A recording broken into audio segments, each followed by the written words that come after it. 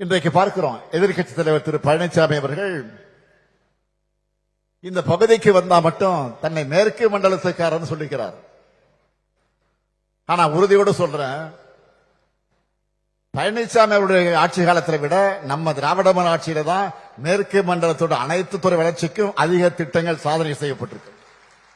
தொடர்ந்து செய்யப்படும் என்பதுல செஞ்சுக்கிட்டே இருப்போம். இன்னும் தொடர்ந்து நாங்க தான் செய்ய போறோம். அது எந்த மாற்றம் கிடையாது. அதனால சொல்றேன்,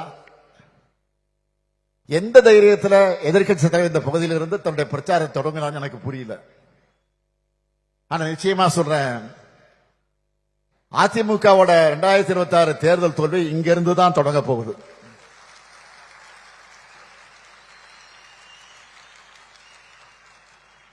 ஏற்கனவே 2024 தேர்தல், உள்ளாட்சி தேர்தல், இடைத்தேர்தல் இந்த மண்டலத்திலிருந்து தான் அவர் தோல்வியை பார்த்துட்டார். அதுதான் வர சட்டமன்ற தேர்தலையும் தொடர போகுது.